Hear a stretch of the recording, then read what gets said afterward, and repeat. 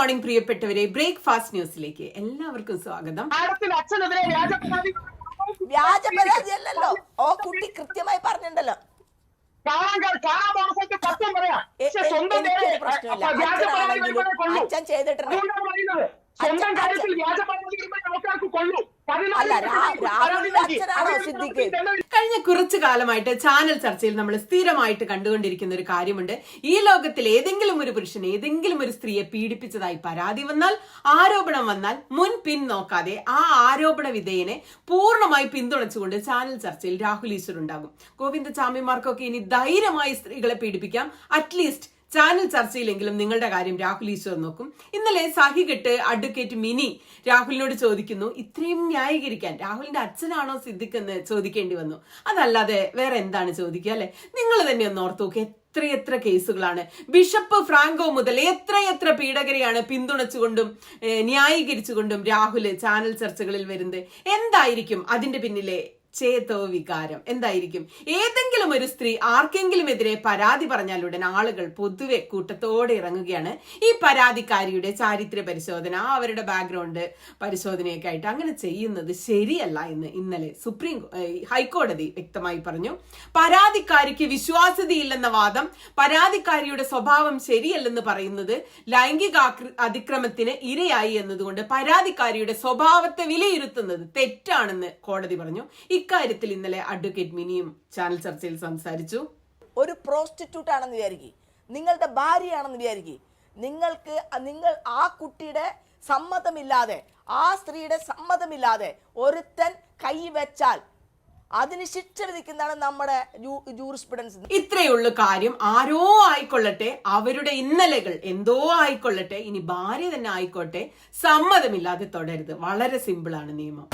അടുത്ത വാർത്ത അയോധ്യയിൽ നിന്നാണ്. അയോധ്യയിൽ 2 ദിവസമായിട്ട് ഹിന്ദു വികാരം മൊത്തം വ്രണപ്പെട്ട് പൊട്ടിയൊലിക്കുകയാണ്. കൊക്കക്കോള ഫാക്ടറി അവിടെ ജോലിക്ക് കയറുന്ന ഹിന്ദുക്കളുടെ കയ്യിൽ കിട്ടിയിരുന്ന മുഴുവൻ ചരടുകളും മുറിച്ച് മേശപ്പുറത്ത് വെച്ചതിൽ നിന്നാണ് വികാരം വ്രണപ്പെടലിന്റെ തുടക്കം എന്ന് പറയുന്നത്. കൊക്കക്കോള പറയുന്നത് ആ കയ്യിൽ ഇങ്ങനെ ചരടും സാധനങ്ങളൊക്കെ കെട്ടിയിട്ട് കൊക്കക്കോളയിൽ ജോലിക്ക് പോകുമ്പോൾ അത് കൊക്കക്കോള കുപ്പിയിലോ ജ്യൂസിലോ വീണ് കഴിഞ്ഞാൽ പ്രശ്നമാണ്, വൃത്തിയാണ് പ്രശ്നം. അതുകൊണ്ട് കയ്യിൽ ചരടും മറ്റും കെട്ടി അങ്ങോട്ട് കയറാൻ പറ്റില്ല എന്ന് അവർ പറയുന്നു. मैं नहीं जाऊंगा, ये बात नहीं है। प्रशासन ये नहीं देती है मशीन पे काम न करे। ये भाई साहब हैं, ചന്ത പൈസോ के लिए कलावा खट्ट से कट गया. എന്നാൽ വികാരം വ്രണപ്പെട്ടവർ പറയുന്നത് ഇത് ഹിന്ദുക്കളെ അപമാനിക്കലാണ്, വിശ്വാസം വ്രണപ്പെടലാണ്. നിങ്ങൾ ക്രിസ്ത്യാനികളുടെ കൊന്തയോ മുസ്ലിങ്ങളുടെ തൊപ്പിയോ അങ്ങനെ വല്ലത് ഊരിയെടുക്കുന്നുണ്ട്, അതെന്താ അങ്ങനെ ചെയ്യാത്ത? വൃത്തിയുടെ പേരിൽ. അവസാനം ചരട് മുറിച്ച് മാറ്റിയ സെക്യൂരിറ്റിയെ ഇവരുടെ ബഹളം കാരണം പിരിച്ചുവിട്ടു. പ്രശ്നമൊക്കെ വീണ്ടും നടക്കുന്നുണ്ട്. എന്തെല്ലാം ആഗോള പ്രശ്നങ്ങളാണ് ഇവർക്കൊക്കെ പരിഹരിക്കാനുള്ളതെന്ന് നോക്കൂ. അടുത്ത വാർത്ത നാഗ്പൂരിൽ നിന്നാണ്. സീരിയസ് ആയ വാർത്തയാണ്. എന്നാൽ മാധ്യമങ്ങൾ അത് വലുതായിട്ട് ചർച്ച ചെയ്ത് കാണുന്നില്ല.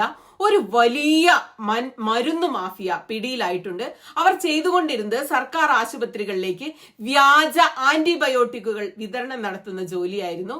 ഈ വ്യാജ ആന്റിബയോട്ടിക് എന്ന് വെച്ചാൽ എന്താന്ന് മനസ്സിലായോ? ഹരിദ്വാറിൽ മരുന്നുകൾ ഉണ്ടാക്കുന്ന ലാബിൽ ടാൽക്കം പൗഡറും കഞ്ഞിപ്പശയും കൂടി ചേർത്ത് നിർമ്മിച്ച ഒരു മിശ്രിതം ആന്റിബയോട്ടിക് എന്ന് പറഞ്ഞിട്ട് പാവപ്പെട്ട മനുഷ്യരെ മുഴുവൻ തീറ്റിച്ചുകൊണ്ടിരിക്കുകയായിരുന്നു. ഈ സംഘം വിതരണം ചെയ്തുകൊണ്ടേയിരിക്കുകയായിരുന്നു. വ്യാജ മരുന്ന് വിതരണം കൂടാതെ മാഫിയ സംഘം മുംബൈയിൽ നിന്ന് ഉത്തർപ്രദേശിലെ സഹാരൻപൂരിലേക്ക് ഹവാല പണം കടത്തിയിരുന്നു. അതും ഈ വ്യാജമരുന്ന് ഉണ്ടാക്കാൻ വേണ്ടിയാണ് ഉപയോഗിച്ചുകൊണ്ടിരുന്നത്. ഇത്തരത്തിൽ ശേഖരിക്കുന്ന വ്യാജമരുന്നുകൾ ഉത്തർപ്രദേശിൽ കൊടുത്തു, ജാർഖണ്ഡിൽ കൊടുത്തു, ഛത്തീസ്ഗഡിൽ കൊടുത്തു, മഹാരാഷ്ട്രയിൽ കൊടുത്തു. ഇത്രയും സ്ഥലത്ത് സർക്കാർ ആശുപത്രിയിൽ കൊടുത്തതായിട്ടാണ് ഇപ്പൊ കണ്ടെത്തിയിരിക്കുന്നത്. കേരളത്തിലൊന്നും വന്നതായി തെളിവില്ല. ഞെട്ടിക്കുന്ന ഈ വാർത്ത ഇപ്പൊ പുറത്തു വരാൻ കാര്യം, കഴിഞ്ഞ ഡിസംബറിൽ കൽമേശ്വർ റൂറൽ ഹോസ്പിറ്റൽ വിതരണം ചെയ്ത ആന്റിബയോട്ടിക്കുകൾ വ്യാജമാണെന്ന് അവിടുത്തെ ഡ്രഗ് ഇൻസ്പെക്ടർ നിതിൻ ഭണ്ഡാർക്കർ കണ്ടെത്തി. തുടർന്ന് വാർധ, നന്ദേഡ്, താനെ തുടങ്ങി കൂടാതെ മഹാരാഷ്ട്രയിലെ മറ്റു ചിലയിടങ്ങളിലൊക്കെ ഈ മാഫിയ സംഘത്തിനെതിരെ കേസുകൾ ഫയൽ ചെയ്തു. പരിശോധനകൾ നടന്നു. പ്രതികളുടെ ബാങ്ക് അക്കൗണ്ടിൽ കോടികളുടെ പണം വന്ന് മറിഞ്ഞതായി കണ്ടെത്തി എന്നൊക്കെയാണ് കുറ്റപത്രത്തിൽ പറയുന്നത്. ഇവിടെയൊക്കെ താമസിക്കുന്ന മലയാളികൾ പ്രത്യേകം ശ്രദ്ധിക്കുക. ലെബനനിൽ ഇസ്രായേൽ അതിശക്തമായ ആക്രമണം തുടരുകയാണ്. മരണം ഏകദേശം 600 ആയിട്ടുണ്ട്. 50-ലധികം പേർ കുഞ്ഞുങ്ങളാണ്. പാലസ്തീന് ശേഷം മറ്റൊരു രാജ്യത്തു കൂടി ശവങ്ങൾ കുന്നുകൂടുകയാണ്. അത് കണ്ട് ലോകരാജ്യങ്ങൾ മുഴുവൻ ശരിക്കും വെറുതെ ഇരിക്കുകയാണ് കേട്ടോ. നമ്മൾ എന്തിനാണ് ശരിക്കും ലബനെ കുറിച്ചൊക്കെ പറയുന്നതല്ലേ? നമ്മുടെ മണിപ്പൂരിലും അസമിലും ഒക്കെ സ്ഥിതിഗതികൾ വളരെ മോശമാണ്. മാധ്യമ പ്രവർത്തകയായ റാണ അയൂബ് ഷെയർ ചെയ്ത ഈ വീഡിയോ ഒന്ന് നോക്കൂ. ऐसे हम लोग को इसलिए हम लोग इधर भी बैठे, हम लोग मरेगा इधर ही मरेगा, जिएगा इधर ही मरेगा, और कहाँ जाएगा, कहाँ जाएगा? हम लोग को तो बोला था वो लोग को तो बांग्लादेशी, हम लोग को तो सबूत करो ना, हम लोग बांग्लादेशी है ना, हम लोग तो इंडिया भी है, पेपर देखो ना, हम लोग को आईडेंटिटी देखो ना, हम लोग को तो बांग्लादेशी, हम लोग जाएगा खुश के जाएगा ना, हम लोग को थोड़ी इधर बैठेगा, हम लोग को अभी इधर जितना भी देखा रहा है आप लोग, सब लोग इधर ही बैठेगा, इधर ही मरेगा, जिएगा इधर ही जिएगा। हम लोग जाना भी लेकिन कोई रास्ता भी नहीं, अगर जाना है तो सरकार को खुद अपना से हम लोग को कोई जगह रखा है, कोई जगह में देना है तो सरकार को हम लोग को कोई जगह में देकर हम लोग को भेजे, हम लोग इधर में जाएगा नहीं।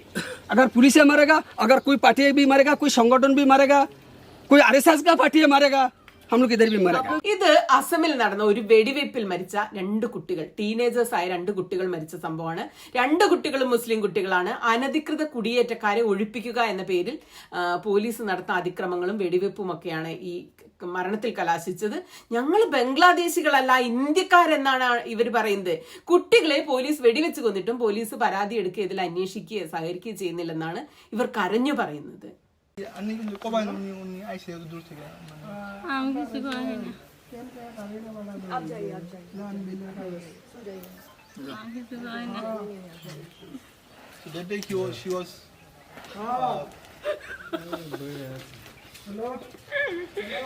ഇത് കൂടാതെ ഇന്ത്യൻ പൗരത്വം തെളിയിച്ചില്ല എന്ന പേരിൽ ഇന്ത്യയിൽ താമസിച്ചുകൊണ്ടിരിക്കുന്ന 28 മുസ്ലിം മനുഷ്യരെ അസമിൽ ഗോൾപാര തടങ്കൽ പാളയത്തിലാക്കിയിട്ടുണ്ട്. മുസ്ലിം ലീഗിന്റെ പ്രതിനിധികൾ, കേരളത്തിലെ പ്രതിനിധികൾ അവിടെ സന്ദർശിച്ചിരുന്നു.